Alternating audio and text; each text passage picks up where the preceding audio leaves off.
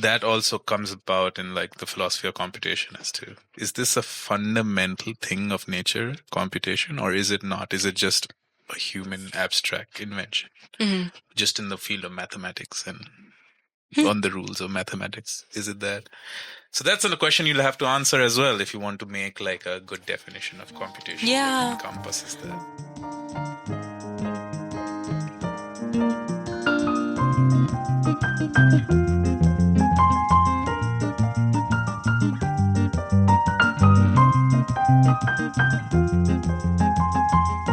So welcome to the Emergence Podcast, where we discuss ideas that have emerged from collaboration and interdisciplinary action in the physics department at the University of Illinois.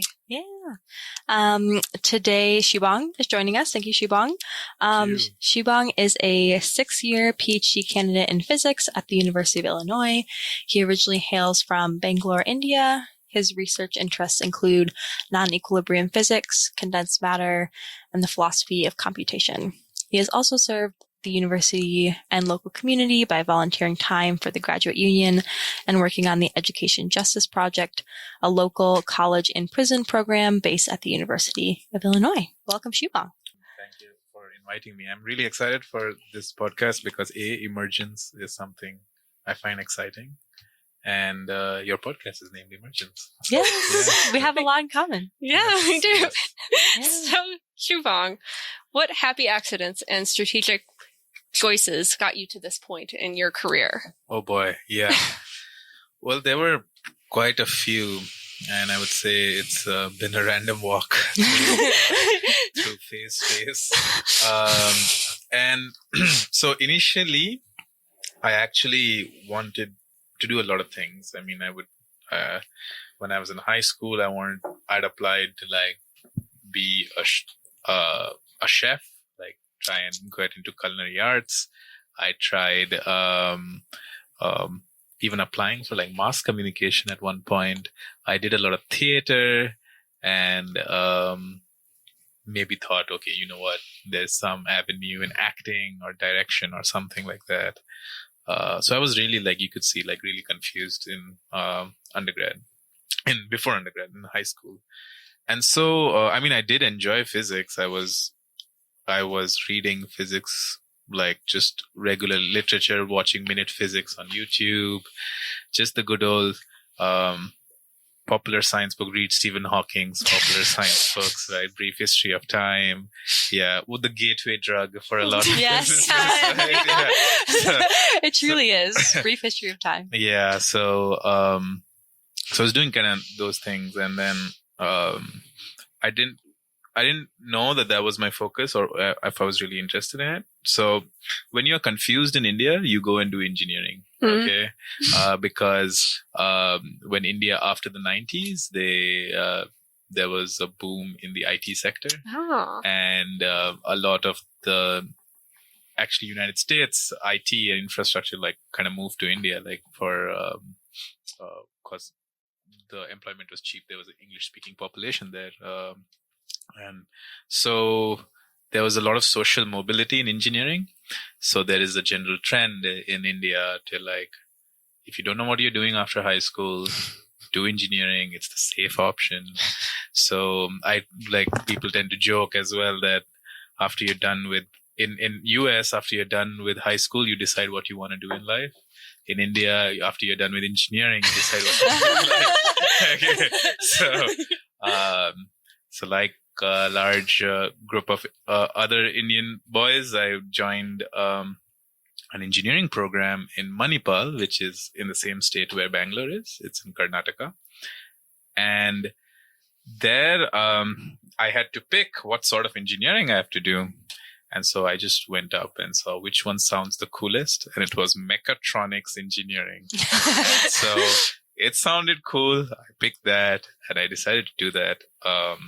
But when I got to college there and then, this is, I think writers usually say this is like the best ideas keep coming back to you. Mm-hmm. They keep I love returning, that sentiment. Yeah. Right.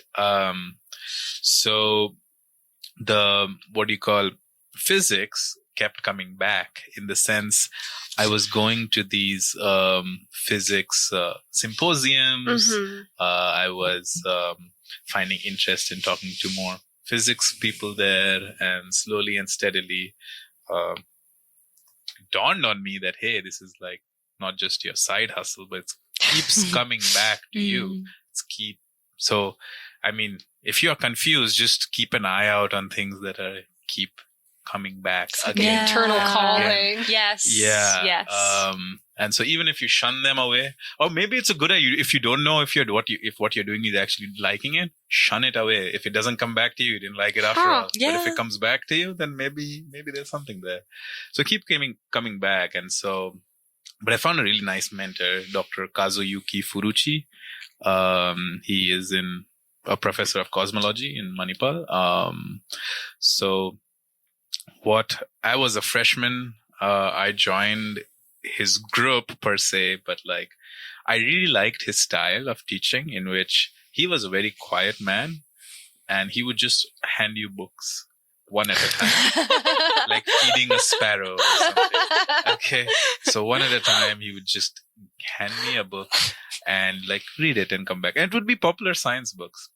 And and that is where through him, I learned the fact that, you know what, if you don't like a subject, or you don't know if you like a subject. So for example, thermodynamics was one of those subjects which was taught in a very dry fashion in engineering. There's no like exciting, like at least in astro, or like there's like pictures of the galaxy. Yeah. And like there's something to seduce you, right? Yeah. But like in thermodynamics, it's steam. Yes. Like steam engine. It's like in engineering, it's like a bunch of tables too, right? Yeah. Like, so it is so bone dead dry. And so, but the fact that he wanted me to learn stat mech and like thermodynamics, professor. So instead of giving me actual like stat mech book to read, he gave me the book called History of Heat. And he's like, just read the history of heat. Like, this is a book which just talks to you about the drama of of what happened back then, when the Industrial Revolution was happening, the steam engine was discovered, and then people are trying to figure out what is entropy, what is energy, and all these things, and laws of thermodynamics were being written. And so that's where it taught me that, you know what, if you want to get interested in a subject, the best thing to do is get into the politics of it, or like get into the drama of it, or like the history of it, or find something that like is exciting to the human part of you, I guess. And so that drove me to definitely enjoy thermodynamics more. Yeah. And then I started getting into it and like a rolling stone, gathering, I guess. No, that's wrong. Moss doesn't gather on a rolling stone. I wanted to gather like a snowball, right? Yes. I was like, there's a rolling metaphor here, but I don't know which one that is. Right. So, so I snowballed into like really, really enjoying thermodynamics, and then basically kind of like helping the professor of that class to help teach it even better. Yeah. And so he thanked me at the end of the semester for that. And then Prajwal Shenoy was his name. He's a great guy, professor at Manipal. And so that's what gave me the confidence. And then I decided to apply to school in physics. And so transferring is hard in India because there's lots of people already. And transfer programs, I'm not sure if there are very many. So my dad had come here to University of Illinois in some business trip or something. And then he said, hey, this is a good school. Why don't you apply? It's a good physics program. Why don't you apply here? And then there was another program in Maryland, University of Maryland. And purely because I had taken a Coursera course of quantum physics through Maryland, I knew those two institutions. I applied to those two institutions, got into both of them. And so I chose UIUC. Came here. Yeah. Why did you choose UIUC? It was just higher ranked in US News. To be very blunt and honest, at that time, it was actually number 1 for engineering physics at that time.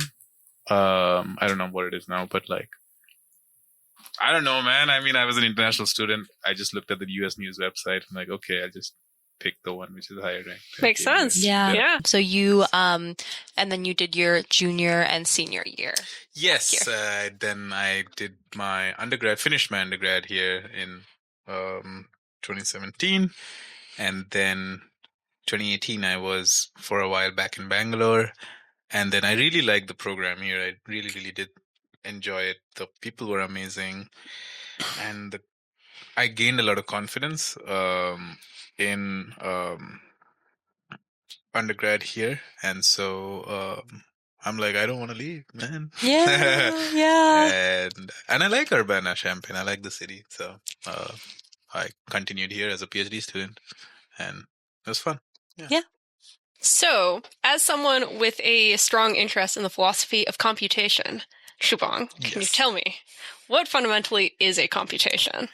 Yeah, so I got really interested in like the philosophy of computation purely because of a project I was doing in which I was trying to figure out biological computation. And people use that word, but then when you start to try and research it, like, what does that actually mean? What does it mean for something to compute? And that's what drove me into this philosophy of computation. And as you asked this question, that what exactly is computation? It's hard to answer that. So from a philosophy perspective, there's like desiderata. There's like what are the desired aspects of computation? Mm-hmm. That if any definition of computation, if you were to write that down, should follow. Mm-hmm. One of them is like objectivity, whether a system performs a computation is a matter of fact and not arises from just interpretation. Okay. So if like it's what it's doing is, in fact, so a calculator, it's objective that what it's doing is a calculation, like computes, whereas something which would arise from just interpretation, like, oh, you know what, this is maybe I'll interpret this stone tossing as some form of computation. Oh, like interesting. Maybe this toss did that. Then it should have the ability, the definition should have the ability to explain its capacity. It's like there's a thing called explanation. One of the big things, of course, is that there should be a concept of miscomputation as well. So if something miscalculates or miscomputes, then you should be able to like identify that. So for example, when people talk about pan-computationalism and say everything's a computer, the universe is a computer, you're a computer, I'm a computer, but that kind of like misses the fact of miscomputation. Like it's not a useful definition of computation in the sense that if I were to deploy this in the universe, like I use this definition, then it doesn't have a concept of like miscomputation, like it miscalculated something or miscomputed. There is no concept of that. And so it's not useful in the sense. So there's that. And then it's also very interesting as to where would you keep so I like to draw a x-axis and a y-axis. Imagine for the viewers, if there was an x-axis or y-axis graph or like the political compass, right? You have this x and y. So imagine something like that. But on one side is how fundamental the theory is. That means how close to how nature works it is. And on one side, and that's one axis, how close or how far away from how fundamental, how derivative something is. So for example, you would have the standard model is a very fundamental aspect versus aerodynamic engineering is a very derived. It's derived from a lot of like things. So that would be one axis. Yeah, so like a lot of fundamental parts go into play when you talk about something that's on the other side of the axis. So it's like, you could think of that. Yeah. And like you need to you go from quarks to actual particles to like, then you go to like metals and materials, solids, then aerodynamics. So like it's derivative in the sense that it's good engineering and physics, but like it's not fundamental to nature. Like, if that makes kind of any sense. And then imagine one axis to be how mathematical something is, right? So, for example, one quadrant would be theory of evolution. It's incredibly fundamental, but not mathematical at all. When you say mathematical, do you mean quantitative? Yes, very calculation heavy. Okay. Like standard model is incredibly mathematical, or like much more computational heavy. So that axis could also be the spectrum of quantitative to qualitative? Sure, yeah, Okay. That's a good way to think about it. Yeah, Okay. I like that too. So now the question comes to me. So one quadrant, I've told you, evolution. Very fundamental, top right quadrant, you can consider very, very fundamental to biology, but not very mathematical or not very quantitative, very qualitative. Then you have the standard model or quantum gravity or like something. Inflation, theory of inflation, very fundamental, but very, very quantitative. You have aerodynamics engineering, not that fundamental, but very mathematical. But where would you keep computation in that is the question. Okay.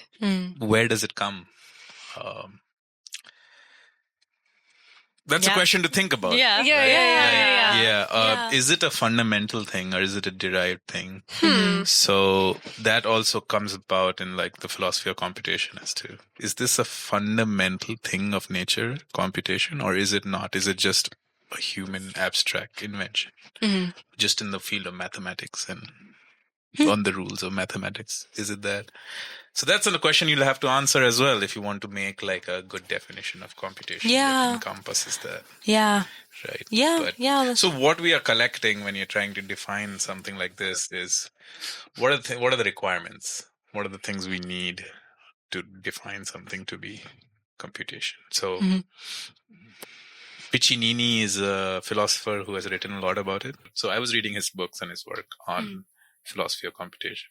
Does he have an idea on where he thinks computation falls on that spectrum or the graph? I've not asked him actually. Yeah, maybe I should ask him that. Shoot him an email. What do you think? Where does quantum computation occur? Yeah. Very good question. So because of the quantum revolution too, now we are also asking like, what is quantum computation? Because something that is a physical system that computes. Computation has always been an abstract thing, right? It should be medium independent. It should be independent of what device you're using. Like a 2 + 2 in a calculator in your head or in your phone should give you the same result 4. Right? It should be independent of the medium, right? So here will quantum computing be independent? What sort of computation? I mean, these are just some things to think about. And so we're just collecting like what are things that are necessary and then make a definition. Yeah. So Piccinini has a definition he has given. And it's of course one of his definitions. He calls it like it should one of the things that the purpose of this whatever computation should be its purpose. So like a coffee machine makes coffee. That's the purpose of a coffee machine. So if I were to define a computer or something or an aspect which requires computation, then I would define it that this has, in philosophy it's called the teleological purpose, but this is like its purpose should be computation. So there's that. Then the definition given by Piccinini is around like it should be a teleological, that's what I meant by the medium independent vehicles of computation. So things that carry computation. This is a definition of physical computation. That means something physical computing, whether it's biology, whether it's a quantum device, whether it's your brain or something like that. So there should be medium independent vehicles, where vehicles mean what carry the computations, and they should be independent of the media, and their purpose is to compute. That's one sentence, but it's very like it takes a whole book to define it. So, Yes, that sounds like philosophy. So you kind of touched on this, but has the quantum revolution, as you alluded to, kind of changed the discussion around defining computation? I think a lot of the work for computation, especially quantum computation, was done a long time back. Like especially when you're talking about theorizing, right? Yeah. Yeah. So people did a lot of work on that, and so it will be really. That's one of the things I'm also interested in, is like how if we were to come up with a definition of biological computation, that would require you to like also look at something physical like a quantum computer and see that, oh, maybe we can learn something of how people have defined what does it mean to physically compute in a quantum computer to help us define something in the biological world, because biology is a physical concept, and then so is a quantum computer, very physical. And we construct a quantum computer, but if we were to find a quantum computer out in the wild, and how would we like then go about defining how something computes from there? Suppose you had access to transistors and like these things, but you didn't have any theory of computation. Somewhere in the future, humanity has collapsed. There are these alien archaeologists who have no concept of computation, and then they see computers. How are they going to come up with a theory of computation from there? Is a question, right? Yeah. There was no Turing. All the books have been destroyed. Everything. Maybe it's a good sci-fi plot. Who knows? Sounds like a good sci-fi plot. Yeah.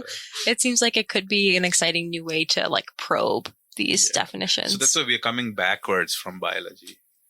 We're like, maybe it's just we are trying to force. We know that the brain is doing some form of computation, but like, how do we define it? So we have everything like the transistors and all the thing, but we don't have the knowledge of computation. So we're going from down to up instead of how humanity developed it from top to down. Oh, okay. Right? Yeah. Yeah.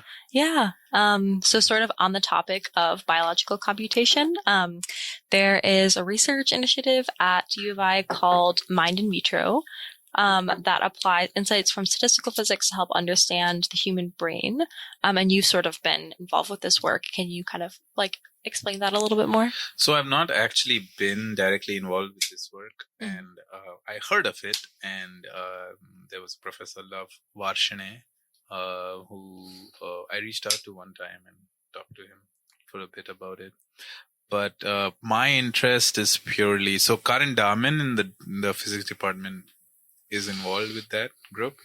And my interest is I'm in the process of like writing a white paper for them to try and do like thermodynamics of computation. So trying to do philosophy and like trying to figure out biological computation itself is like super hard. So I thought, you know what, there is some work that has recently been done on what's the heat cost of computers and what's the heat cost of circuits. And I'm like, oh, you know what, this is cool work. I'm going to learn this math, and a lot of it is very familiar to people with statistical physics already. And why don't we test this with the Mind in Vitro project, in which they are making neural computers in petri dishes. They're basically making logic gates out of like neurons. And that'd be cool to try. So I'm in the process of finishing up like a white paper and like write down. Now that it's on air, I have to finish it. Exactly. Now you're on the record. Now I'm on the record. So maybe this will give me the motivation I need to like actually write down a proper white paper. But then, and pitch it to them of like, you know what, let's try and calculate the heat cost of the logic that is being done in these circuits. Yeah. Can I get a visual for like what you mean by heat costs? Yes.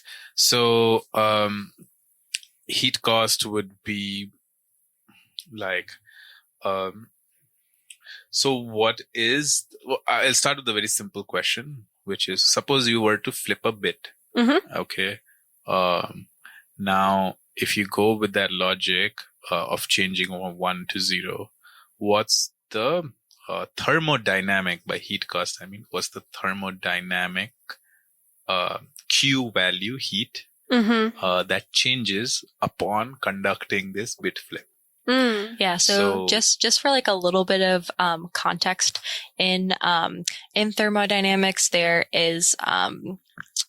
are relationships that equate like information being lost or gained to heat being lost or gained. So you can sort of think about like changing information as equivalent to like gaining or losing heat. I don't know if this is related at all, but last time we spoke, we kind of touched on the idea of just like how incredible of a computer the human brain is. Yeah. Like it can do, I think I have to double check this, but I believe it can do like an exaflop, which is like a billion flops in a second at really high efficiency. So like with the power that it takes to power a light bulb. Exactly. So that was like one of the motivations of the thermodynamics of computation definitely is to do the same kind of calculation you can do at a supercomputer for say you're doing computer vision, finding out what each of these objects. I'm speaking at the same time. I'm listening to Maddie, and I'm like, yeah, all these things.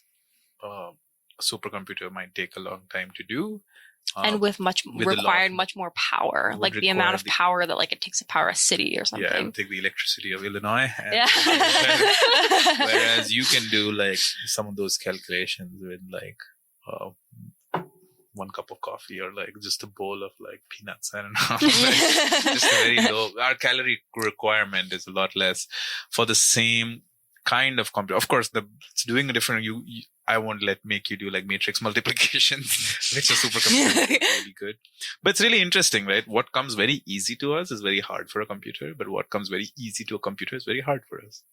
So, for example, like doing matrix calculations are hard for us. Right. It's easy for a computer. I guess that's why we made a computer, to make things which are difficult for us easy. So it's kind of the way I'm talking about. But yeah. And so on the beauty of the brain as a computer as well is that there's a paper which tells you even a single dendrite of a neuron, of a human neuron, can do what is known as exclusive OR gate. Which those of you viewers who are listeners who have taken a machine learning course or any, I've heard about the AI winter, and that happened because in the very first iteration of the perceptron, they could not resolve the XOR gate, but a human single dendrite could do it. What is a perceptron? Yes. So a perceptron is the first layer of a neural network. Imagine a single layered neural network. Okay. Gotcha. In which all you do is just sum different outputs. So it's like the output layer. Imagine this. Yeah. Output layer. Okay. Yeah. So then people thought about stacking multiple perceptrons together, and then adding that nonlinearity which was missing. And then the neural network came. But before that, the first thing was all it was doing was drawing a straight line in this n-dimensional space. And you can't draw a straight line to differentiate a XOR gate was the explicit definition. But yeah, your human dendrite, but a rat's dendrite can't do that. And so this was shown by this group in Greece. Yeah, and so the human brain not only has a lot more neurons than a rat and is a lot more complex, but even a single dendrite is a lot more complex and can do a lot more computation. It was said that a single neuron, I don't know, I'd have to double check, is like a 7-layer neural network to do the same kind of computation. But I don't know, like this, again, I have to verify it. So don't quote me on this. Yeah. So the white paper that you're writing, or the research questions that you're interested in around the statistical physics or like heat costs associated with computation. Like what in particular, what questions are you interested in? Yeah, so I definitely want to try and answer why the brain can work on a bowl of porridge. And yes. That's definitely cool.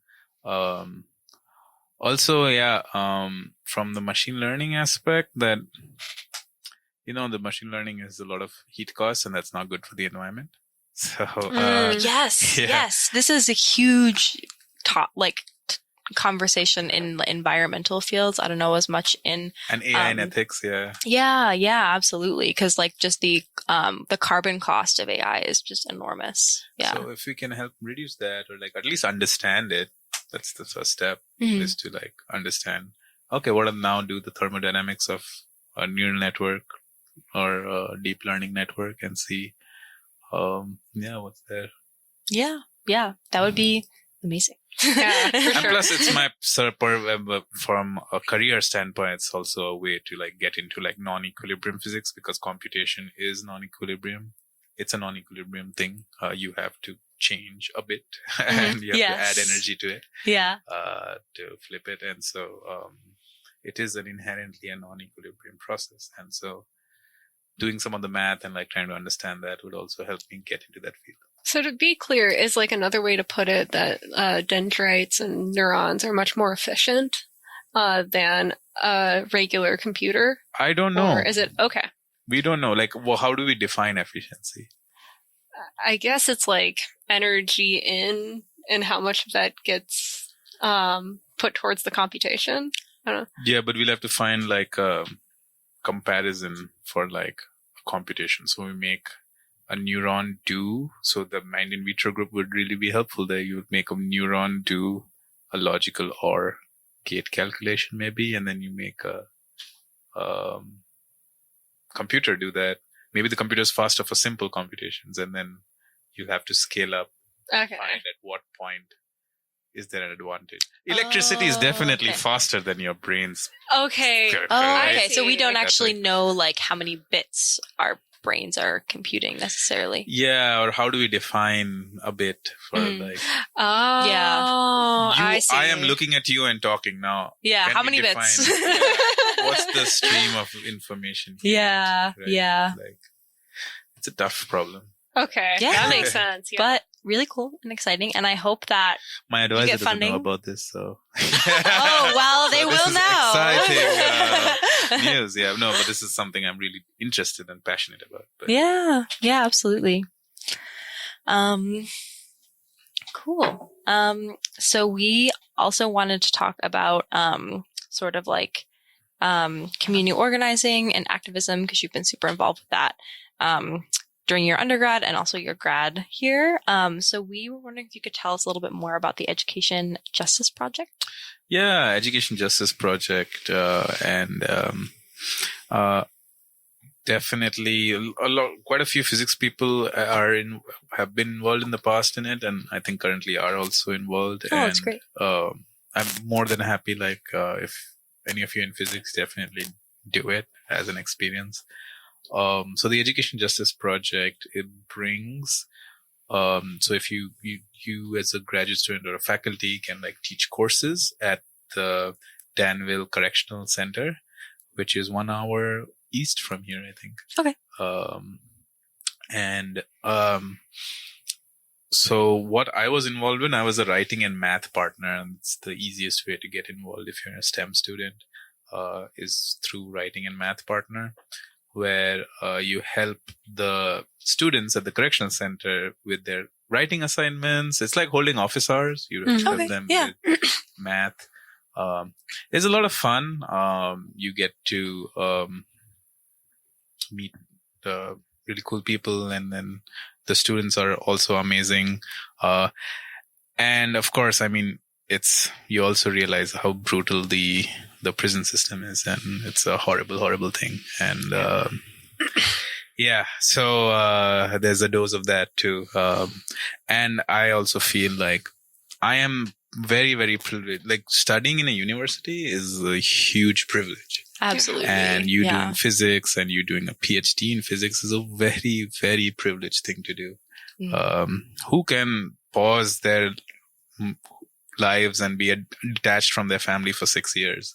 Yeah, and there's also do something you want to do. Opportunity costs associated with PhD, because you could be, your family might need you, plain and simple. Not everyone's family are happy enough that a working individual at a working earnable age is taken off. From Yeah. for 6 more years, Absolutely. It's right. So it's a huge privilege. It's enormous privilege to do this. And so, you have a duty, or at least a sense that you should share some of that with the people who don't have that privilege, and one of the least privileged people who don't have access to education is the prison population. And I felt like I need to do this. So I'm a kind of person who, like, if I were to eat with anyone, I can't, like, my food won't digest if I do not share it with someone. So because I have it. So I felt very uneasy not doing something when I was learning physics here. Like, I should, like, help someone out, tutor someone who's, like, really needs it. And this education justice project just was the perfect opportunity for me to, like, be at ease with that conflict. And so, I got really busy now, so I've not been to the correctional facility, but I do miss the students there. One of them even wrote a book, and so I bought it off Amazon. Oh my gosh. so awesome. What is the title of the book, and where can we find it? Yeah, you can find it on Amazon. It's called What Would You Do If You Were Me? And it's by, let me get his full name. I can let you know. We'll add it in the notes. Yeah, we'll add it in the notes. We can put it on screen if you're watching video. Yes. What would you do? Somewhere here. What would you do if you were me? And it's a book in which he talks about his experience in prison. And every chapter is a short experience he had. And he asked at the end of every chapter, what would you do if you were me? Put you in that situation, in that it's beautifully written, and definitely, it's great. Yeah, that's really beautifully put. How often did you end up going up to see your students? So this was, you could do it once or twice a month. And I didn't have a car, but if you have a car, then you could even build an entire course you want to teach, and students will get credit for it. Okay. So that's fantastic. This is good. Yeah. For those of you who want to add teaching experience and want to also do good, this is a great experience to, like, come up with of course it'll be vetted by the University of Illinois. Yeah. And come up with a course. Matt Zhang, who was a student before me, he made a machine learning course, and he taught machine learning to the students there, and they liked it. Come up with courses. Of course, you can do even simple things like algebra, or like even mathematics courses, or to, like, highly complicated stuff. Students will sign up. They'll get credit for it. Yeah, it's fantastic. You can teach them. Yeah. So if someone wants to get involved, is there someone they could contact, or? Yes, just Google Education Justice Project UIUC, and there's a whole page for it. Yeah, and we'll put a link. Yes. Wherever put a it's link there. Yeah, that's fantastic. Thank you so much for telling us about your for sure. experience. I really like those folks there, and Professor Rebecca, who, like, runs this, is amazing. Yeah. So can you tell us a little bit more about Each One Teach One? Oh, yes, this is so sweet. Yeah, I love this was, so after first year, or around my second year, we were trying to organize something for my peers, and, like, to be able to read a book together or learn something. Then we realized that, all of us work in, like, these different fields. And it'd be great if, like, we got together once a week and just told us what you learned over there. Because as first, second year grad students, we are doing a lot of learning. Yes. And of course, you're learning about your field. But another aspect is I learn by teaching. Like, I really like to write lecture notes or some form of notes in the form of pedagogical teaching way. And that's how I learn a subject. So this was a great opportunity in which we set up a group where each one would teach one, in that the sense is it's actually each one teach all, I guess. I mean, I don't know, because That's true. but it would be teach one too, because like sometimes you don't want to go one-on-one. But the idea was you would collect everyone, would spread out and learn cool things every week, and then you'd come back once a week and someone would just give a lecture on the board, or like you would talk and share what have you learned in the previous week. And this way, not only are you learning about your field, which you're doing every week, you're also quickly expanding your knowledge at a pace faster. So again, it's like tapping into not just your individual intelligence, but the collective intelligence of a group, which is going to be emergent and higher. There we go. Than your own individual one. So, Yeah, I feel like that's a lot more common in the PhD to do those like journal clubs and just more sort of like general interest groups in your first year or two.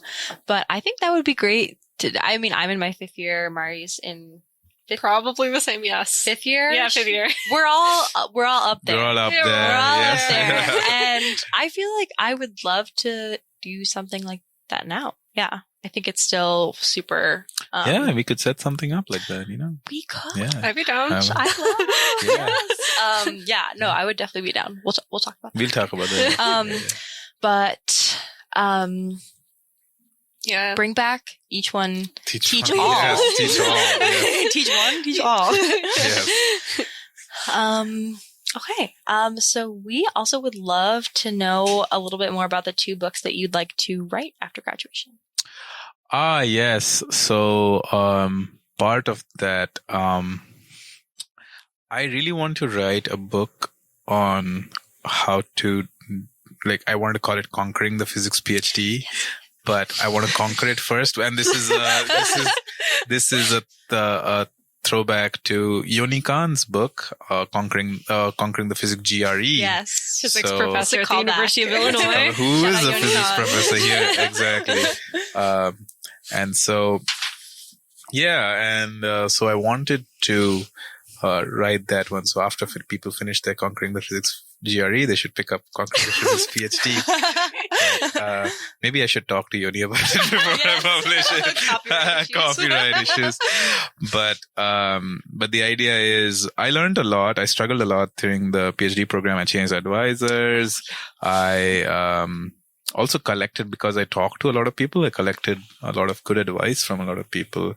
I read books on it. And so I want to make a compendium of what should you do in your first year, what should you do in your second year, what should you do in your third year, just rough guidelines, and just give stuff, very simple advice, like, when you enter the program or when you enter a group, the group leader, who's your professor, would likely just give you papers to read. You shouldn't do that. Just read their students' theses, read their grants, read like those things, which will give you an idea of the group a lot more. When you're applying for a group or you're applying to a place, you can look at the grants awarded at NSF website, see and read the abstract, read the introduction. You will know what your project is because that grant is now funded. So that'll give you a lot more better idea than the website that's like 10 years ago, updated, 2017 or whatever. Those things are like ways to get just some random advice and tidbits. The other book I wanted to write was on non-equilibrium physics.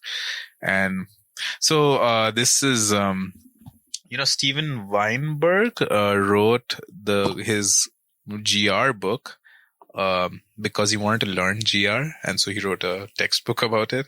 Of course, I'm no Steven Weinberg, and I'll be taking lots of help from other people, and it'll be like a group effort, hopefully. And so I wanted to write like a rough guide, like rough textbook or something for non-equilibrium physics, because it's a lot of material and it's all over the place. There's climate science, there's computation, there is critical phenomena, there is these quantum stuff, which is non-equilibrium. You have the Floquet physics, and everything either has a textbook of its own, a review paper of its own, or like this field just all over the place. Mm-hmm. So even if I am like writing a 1,000-page book, but like at least have some form of pedagogical, rough, non-equilibrium physics book. You know what? Yeah, there's fluid mechanics here. There's quantum here. There's like, you can break it down into classical and quantum. And then people would have a good idea and then could then explore the relevant review papers if they wanted to. I mean, they'll all be written or linked there. So, yeah. So basically like more like a collection. Yeah. Right. Yeah. Fantastic. And you touched on this a little bit in when you were talking about the first book that you wanted to write, but I was wondering if you had any more advice that you would give to young scientists or young researchers. Note that whenever you take your passion, so your physics has been your passion, you have studied it as a undergrad. I'm assuming if you're coming in as a PhD, it is your passion. I mean, then it would be really difficult to justify spending 5 to 6 years with low wages to do something which is not your passion. Okay. But you are here because you're passionate about physics. But the difficult part is that once you take your passion to the market forces definitely impact which direction your passion would go in. Mm-hmm. An explicit example would be if you came in to do some interpretation of quantum mechanics or something you were really deeply interested in, but the market, and by the market I mean this nebulous system itself, which funds grants, which funds the field, which tells you what's really like hot in the field or not. Yeah, not always so nebulous. I feel like sometimes the private sector can be a little bit more nebulous, but everything that comes down from NSF, the National Science Foundation, or the National Institute of Health, or Department of Defense is all in the congressional budget, and it is publicly available. Oh, awesome. Yeah. So maybe keep an eye on the budget. Yeah. Also, a lot of these, like National Academy of Sciences, and they write, they help the government by writing like what's going to be hot in the field in the next 5 years. They set priorities. And so you can read them. It's on the National Academy of Science website. So you can actually pick up something written by field experts, and it's giving advice to Congress. So twisted bilayer graphene, for example, is in that. And so you know that there's funding going to be available for these things. These are the hot things in the field. So the hot things in the field will kind of drive you to try and do some of those work. And because getting funding, getting noticed becomes hard when you're not playing with the market. And so ultimately, when you take your passion to the market forces do impact it. And sometimes when people lose their passion for physics, or they find academia sucks, or like this whole thing sucks. And that's primarily because maybe what they're interested in is no longer what the interest of the market is. And so they are unheard. So their voices feel unheard. And like, they feel like, oh, I came in to study these really cool experiments of, say, I mean, I'm making this up, but, how fast does the Copenhagen interpretation of quantum mechanics, how fast does collapse happen? Suppose I want to make that experiment happen. It's hard to do that here. Who will do it? Right. I just want to test how fast a Copenhagen interpretation is. How fast does wave function collapse happens? What is the time period of wave function collapse? How am I going to experimentally test it? But if I come here to do quantum computing or twisted bilayer graphene, there are tons of group doing that. Yeah, absolutely. Right. Yeah. So it's difficult. So that's what I mean by the passion and the market not collaborating with each other. Of course, if you are a genius like Steven Weinberg, or like someone just out there who creates a hole in the market, and then the market forces now follow you, but that's also based on luck and is hard to do. So, but on the bright side, you are here for 6 years. You're in a very privileged position to be able to do something for 5-6 years without like the world interrupting you in some way or form. And there's also opportunities to fund yourself and to apply for grants. Yeah. Yes. And so just make the best out of it. Like, do what you really want to do. And if it lines with the market, well and good, that's good for you. If it does not line with the market, that's fine too. You spent 5 years doing something you really, really enjoy. And if you fail at the end of it, you would say, hey, I really enjoyed it. Right? Yeah, absolutely. I feel like this is such a good, like, central piece of advice. It reminds me of a book that we had on our bookshelf. I lived with Ethan and Dimitri in our first 2 years of grad school. I think Dimitri brought it, and it was called, like, Getting What You Came For, like a grad student survival guide or something. Oh, awesome. I should read that. Yes, yeah, we should. Yeah. We should all. And that is like a thesis of that book as well. Like, once you have the self-knowledge to understand what you're really passionate about and what really drives you, like, just stick with that and just kind of like follow that excitement. And while there will certainly be like forces, like what priorities the NSF or like the NIH sets, which is driven in a lot of ways by market forces, just try to stick to what is like really excites you and what you're really passionate about, because you will be happier at the end of the day and you will have gotten what you came for.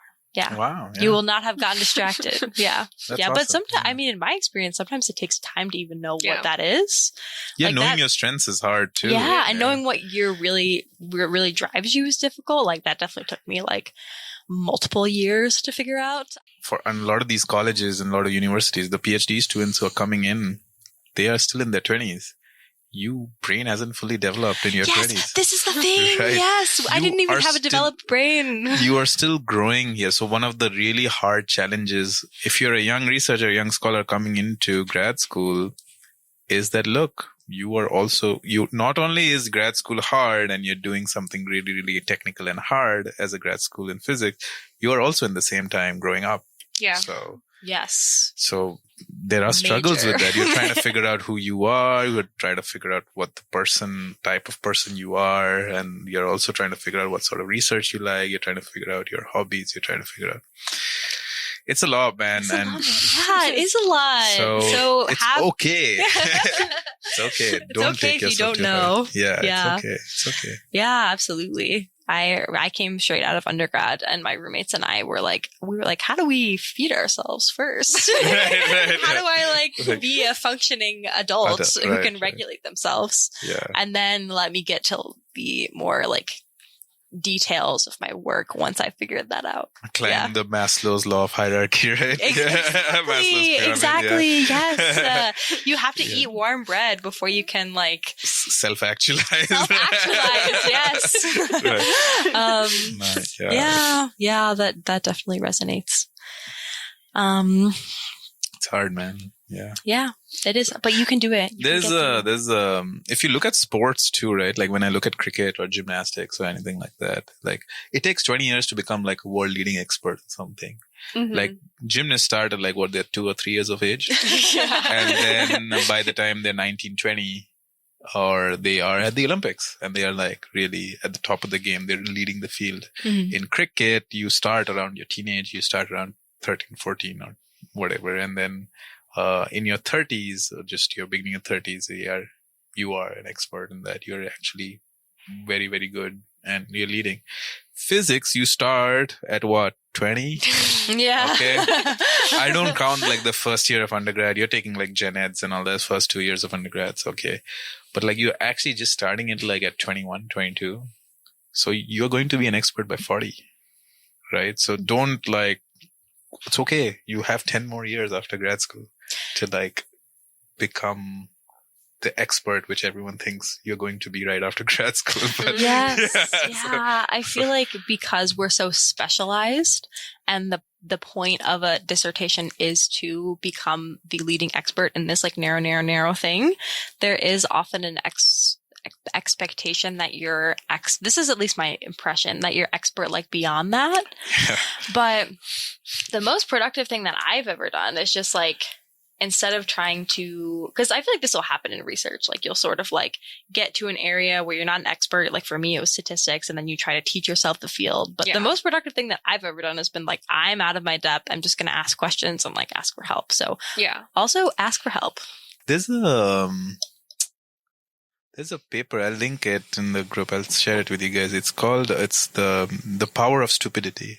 of being productively stupid. I love that. Okay, and so it's really good, and definitely like read it. I'll share it with you guys, and then you can post it on the note. Yeah. What is sort of the takeaway from the book? Be stupid. Yeah, if you're feeling stupid, that's good. That's a good thing. Yeah. You are learning and growing. Ask stupid questions. Be productively stupid in the sense that you are actively learning something, and then you are dumbfounded, and then you are like, you will take that as motivation and not as like a deterrent. Yeah, like discouragement. Don't. Stupidity is not. Yes, you are stupid. Good. I am stupid. Good. Yes. Yeah. Yes. Yeah. I'm more excited to be more stupid in the future. Yes. Yes. I feel like something that a lot of us share is like we just have so much like awe and wonder at nature. And in a lot of ways, that's just like our stupidity and ignorance about what is happening. Like part of wonder and awe is like lack of insight in a way. So yeah, I love that. The power of stupidity. Amazing. Yeah. So we think it's really wonderful that you've spent a lot of time here. Like you did your 2 years of your undergrad, and you're at the end of your PhD. You've also worked as an activist at this institution, and you still really love this place. So, what do you both love about this department, and what do you think could be improved in the future? About the department. Wow. So, yeah, I mean, I really love the department that it's very collegial. It is very, in the sense, it's so large. If you realize it, it's a very large department compared to other departments in this university. Yet, it is so cozy. Like, everyone is like, there are events regularly happening. There's like running club, there's like this club, that club, or like French speaking club, Spanish speaking club. People are organizing, getting together, talking to each other. And so that's what I mean by it's still vast and big, but it's cozy. Not different departments which are smaller are far more isolated than the physics department. Physics department, you would like, if you notice another physics grad student, it's always like, hey, we exist. Yeah, they will, from the crowd, they will notice you and like talk to you.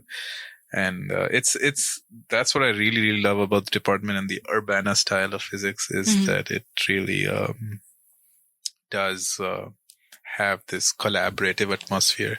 Even when the postdocs come here, they come in as group postdocs. They don't come in as a single professor's postdoc. They come in, like ICMT, for example, comes in as a postdoc for like the whole ICMT. So they are also kind of encouraged to talk to everyone. Yeah. So there's like this system in place which is collaborative, which I really, really like of this department. And that's what made me stay. And of course, Lance is this darling.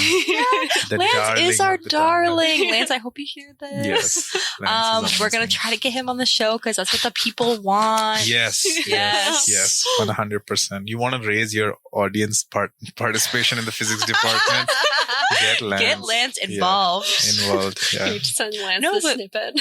But genuinely, I feel like with Lance, you, like in my experience and a lot of my friends' experience, it's like you always have an ally in your corner.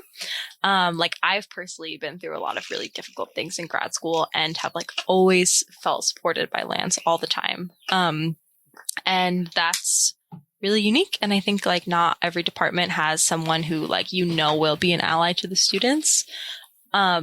And yeah, I feel really grateful for that. And then in terms of like what you think could be improved for the future. The problems with like, from funding. So like GEO will help you win all the wages.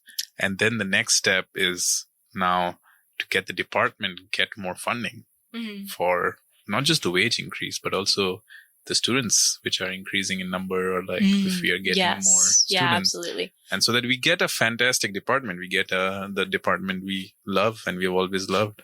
To maintain that as the student population grows is also a challenge. Right? Yeah. And for reference, the GEO is our graduate student union. Yes. That represent all graduate students, teaching assistants, and now also research assistants. The research assistant unionization is It's happening. in process. Okay. Yeah.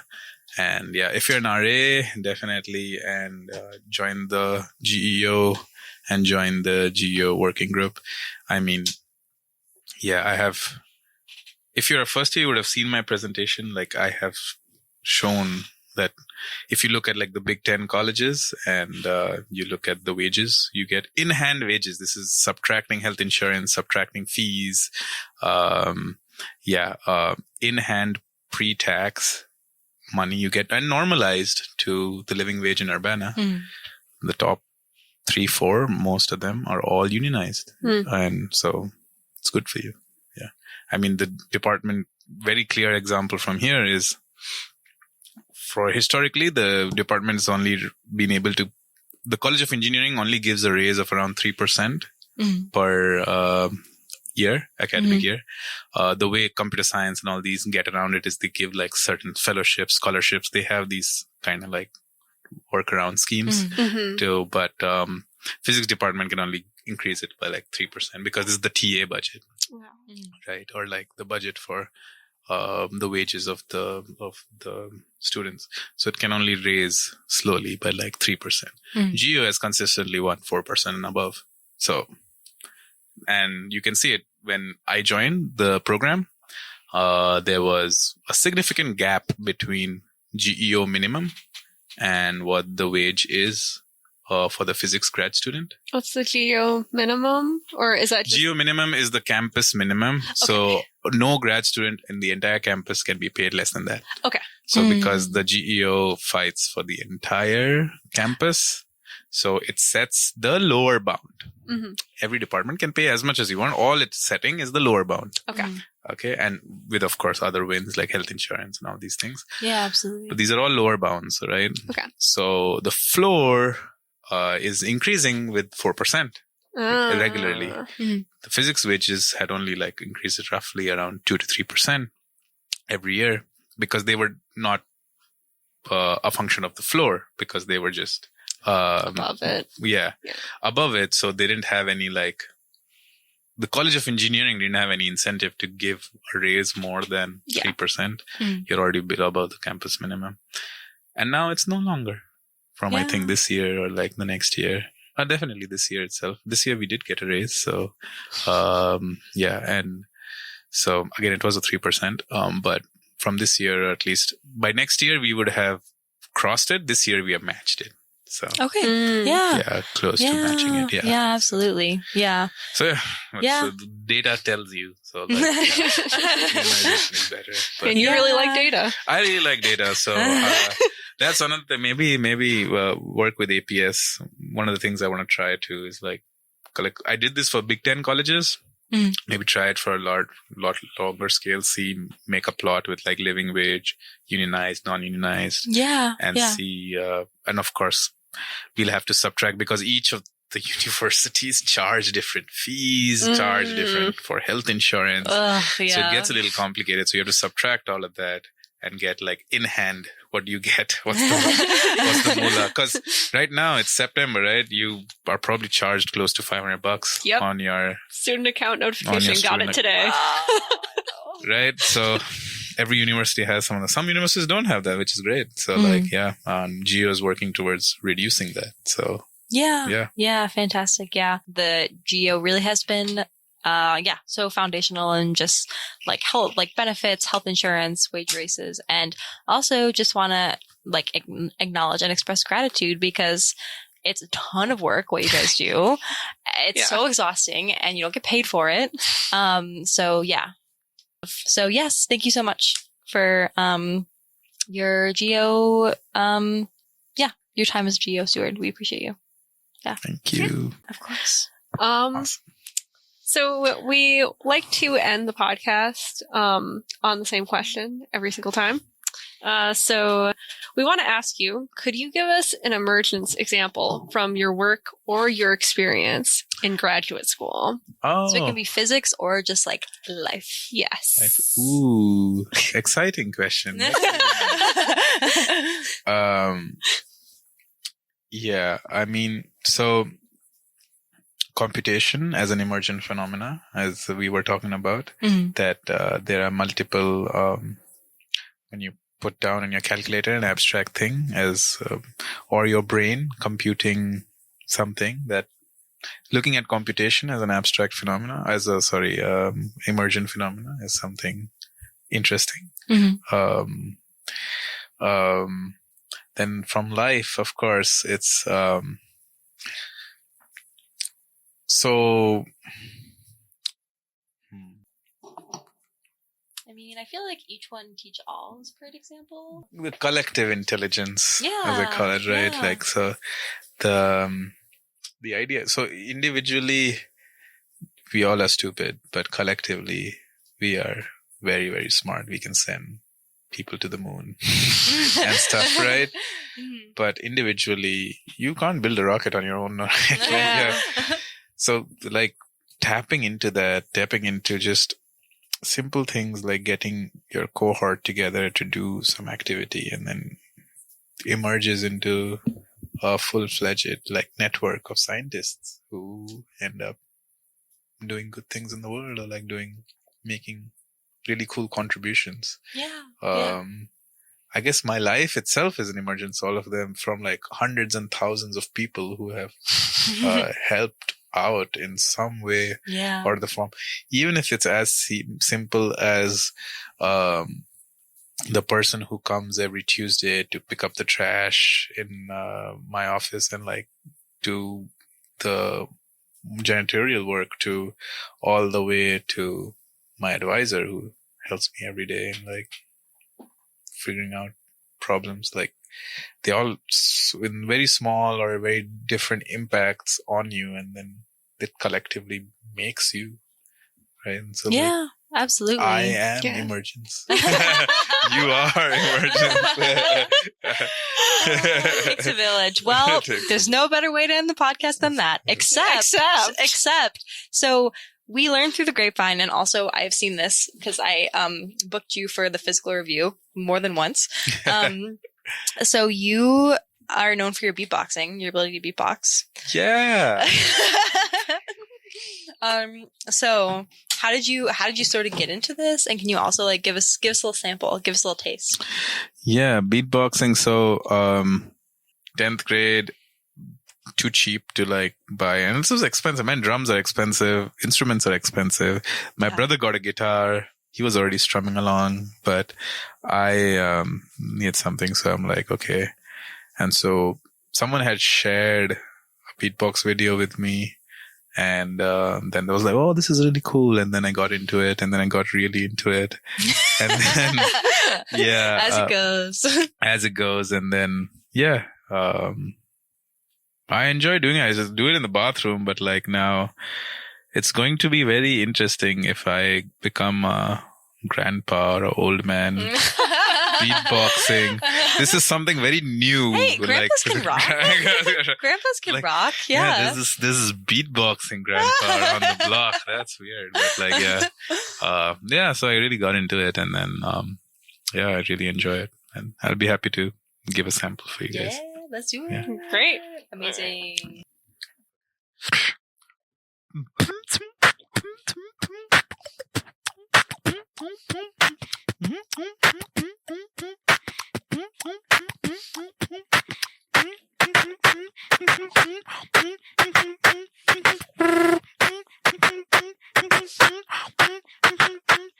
Break it down.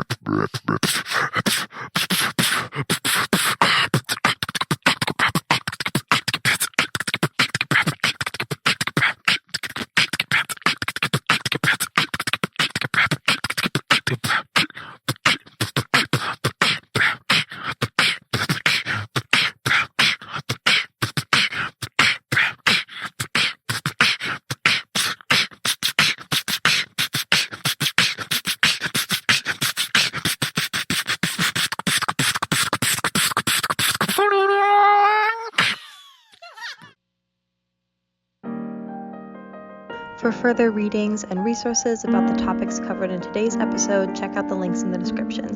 Thanks for listening and stay connected.